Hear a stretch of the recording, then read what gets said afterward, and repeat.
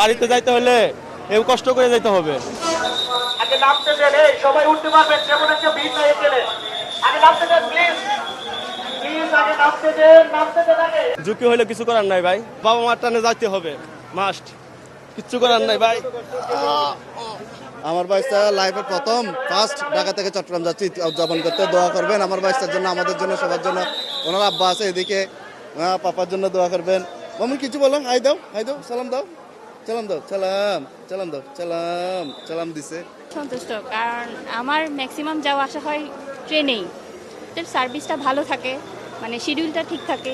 ঈদ যাত্রা নিয়ে এখন পর্যন্ত আমি যতটুকু দেখতে পাচ্ছি যে সবাই খুব হ্যাপি। সবগুলো ট্রেন মোটামুটি এখন পর্যন্ত ঠিক টাইমে আসছে।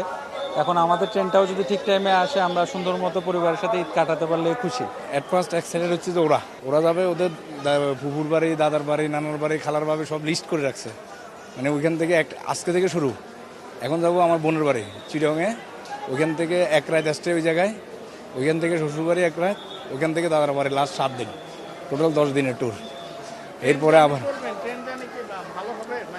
না, আমরা শুরু থেকে ট্রেন জানি, আমাদের প্রাইভেট আছে, তারপর আমরা প্রাইভেট ইউজ করি না।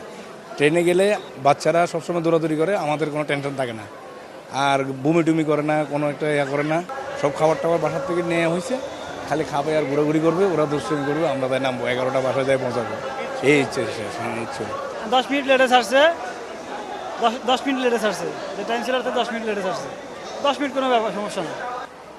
তো লোকজনের ভিড় বেশি, টিকিট এই সামাজিক ব্যবস্থা খুবই সুন্দর আছে, কিন্তু টিকিট ছাড়া রাত্রি না ওঠে, যে উঠুক টিকিট কেটে উঠুক। একজনের উপরে একজন দাঁড়িয়ে আছে, একজনের লাগেজ উপর একজন লাগেজ দিয়ে রাখছে।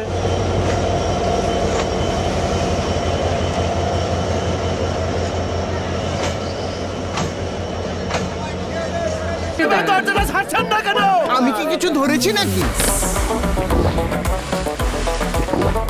আপুটা আপনাকে চেক আউট করছে, জাস্ট কুল থাকুন।